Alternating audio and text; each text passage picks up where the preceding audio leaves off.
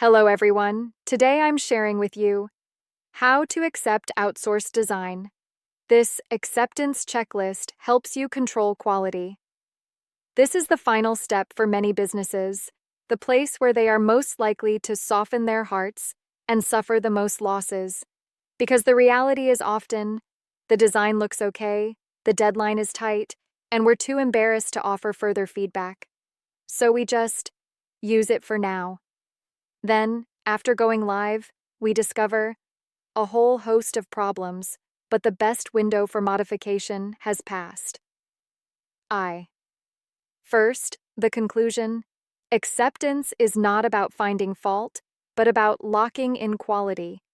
Many people misunderstand acceptance. They think it's making things difficult for the outsourced contractor, or making themselves seem overly demanding. But in a mature collaboration, the true purpose of acceptance is only one: to prevent problems while they are still changeable. It's not about perfection, but about usability, stability, and avoiding rework. 2. Why not accept it, or will it definitely cause more pain later? Because once it enters the usage phase, it's launched, deployed, and the page is rolled out. If problems are discovered later, it's frustrating whether to fix it or not. Fixing it disrupts the workflow. Not fixing it affects the results. Early acceptance testing helps minimize losses. 3. Outsourced design acceptance.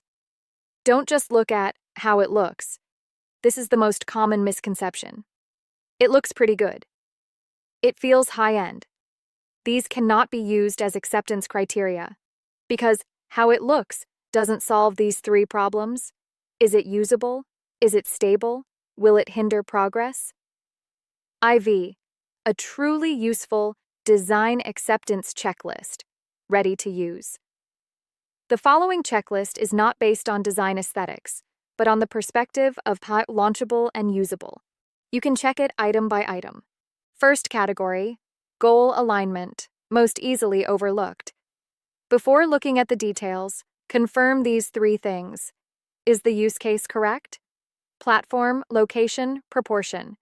Has the core objective of this version been clearly expressed? Has it deviated from the initially confirmed direction? If the objective is off, all subsequent changes are futile. Second category, information and structure, determines conversion. This part determines whether users can understand it.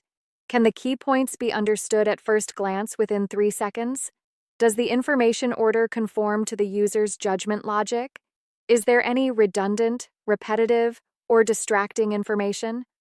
More information is not necessarily better. The key points are protected. Third category, style consistency, determines long-term usability.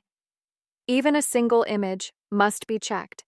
Does it blend seamlessly with the existing page layout? Does it conform to the previously agreed upon style boundaries? Is there a risk that this one looks very different? A chaotic style will become increasingly difficult to maintain later. Category 4, execution quality, basic but fatal. This category is often the most inconspicuous, but has the most problems. Are there any typos, punctuation errors in the text? Is the alignment and white space noticeably uneven? Does the image clarity meet standards? Are there any obvious stretching or compression distortions? These issues are the most difficult to explain after launch. Category 5, completeness of delivery. Many people overlook this. Having reviewed the design does not mean delivery is complete. Are all dimensions complete?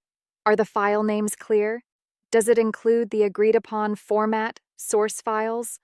Are there clear instructions for subsequent use?